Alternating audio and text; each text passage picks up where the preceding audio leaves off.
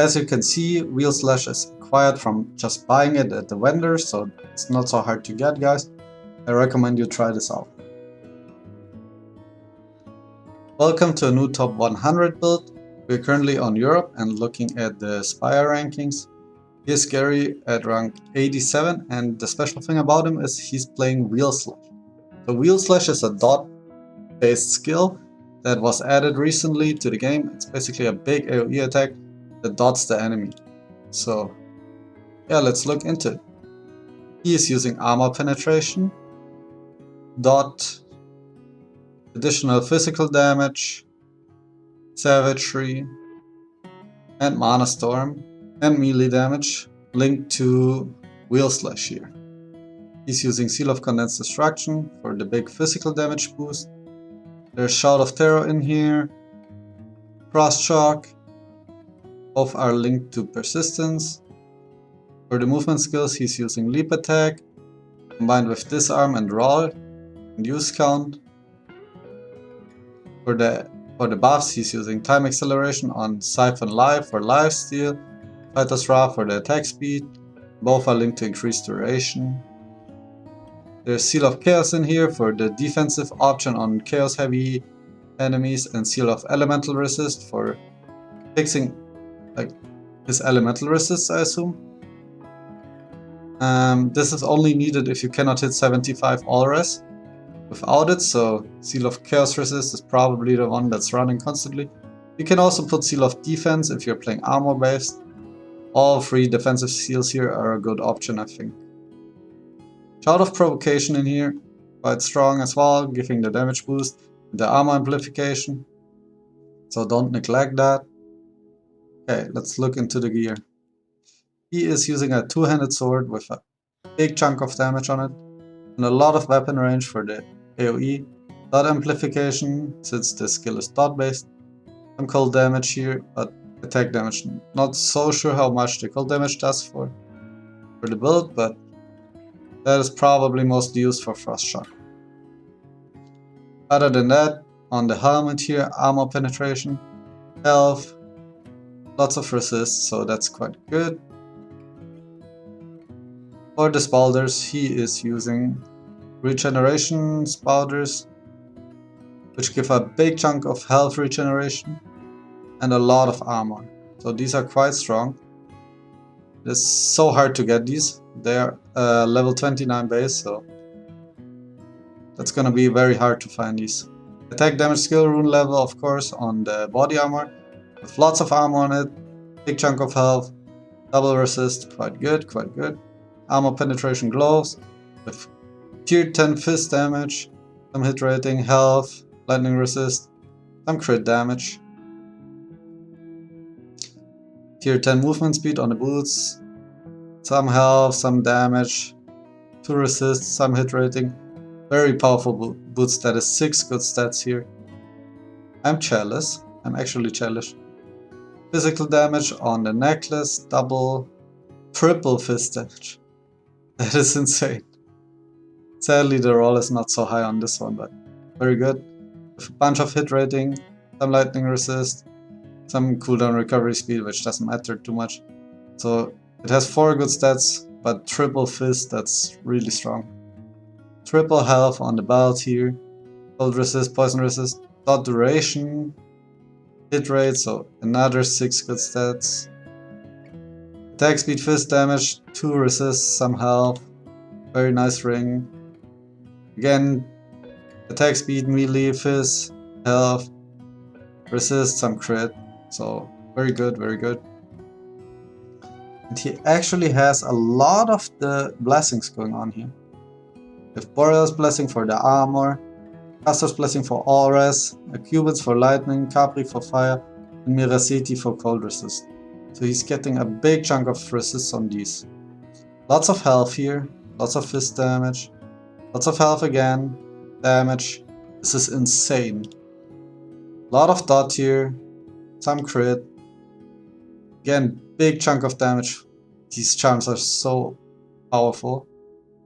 I'm insanely jealous. Lots of damage here again, and the 20 blessings, so very powerful. Very powerful indeed. Let's look at the defense here. All of that is capped. And look at the armor. 12,900. That's without the seal of defense. Chaos resist, quite good. With the seal, it's gonna be very strong. So yeah, quite powerful. 7,500 health. So you can see it's a very tanky build, which is needed for melee. And yeah, this character is very well built. I am jealous. Let's look at the talents. So almost everything goes into strength. 129 go into dex. So that's mostly to wear the gear and use all the skills that you want. And the rest all goes into strength here. Okay, let's see, a lot of damage up here. Not too much attack speed on the first trait. Onto the second, all of the damage that applies. On the third, some hit rating, some health, quite good. And the potion effect, of course, here. These are very powerful. Also, if you struggle with mana, these are very powerful. A lot of builds utilize that. Okay, down here into dot and into more dot here on the damage nodes. And then on the fifth, some elemental resist, health, armor, health, damage, so that's quite strong.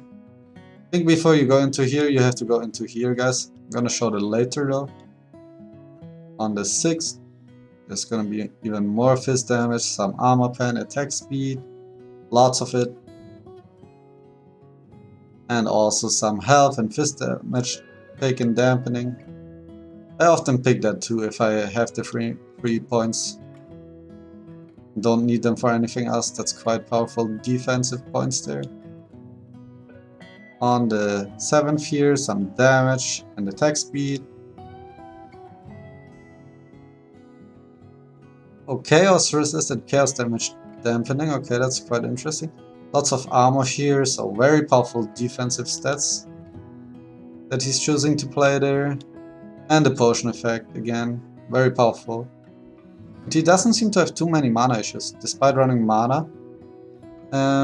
Storm. That's quite interesting, that he's not using any of the potion effect on mana. On the 8th here, everything in the two-handed. All the way until here with the amplification, the movement speed, that's quite strong. Some attack speed. Okay, yeah, very strong. He's not picking the critical ones here. It's not big into crit, I think. So yeah, very standard there. And of course the dodge disabled for 15% more life. Almost all non-dodge builds play this. Gives such a big amount of health. It is like worth to take on almost every build that's not relying on dodge. Okay, let's see here. In the hammer node, he's going into overpower for the penetration and the additional damage. And here into dot and dot amplification. This is gigantic damage, guys. So don't sleep on that. In here, the acceleration that's used on almost every build that I found in the entire game yet. Attack speed, movement speed, what do you want? It's 20% attack speed, that's insane. Insane. Dot amplification again. And dot acceleration, so big chunk of damage there. And let's look in here. Enrage. Also very good with the area of effect and the weapon range. And of course a lot of damage on it. Attack speed for 3 seconds on kill, okay, that's very good for Spire. And for mapping, damage amplification, but you take more fist damage, which is still okay since he's having so much armor there. I think that's okay to handle. And dot amplification against bosses, so this character is built for killing bosses. That's quite powerful. 15% more damage against bosses, that's quite powerful. Let's look at the relic up here. And it looks like he's choosing the avatar of Acuben. And here with the enhanced avatar damage, that does a lot of damage, this guy, on its own. So many builds actually don't buff their own character, they just use the damage this guy does. And on the final skill here, he's playing the Lightning Orb, and that's with enhanced damage and cooldown recovery speed. So yeah guys, that's the build. I hope you got inspired, and I'll see you next time.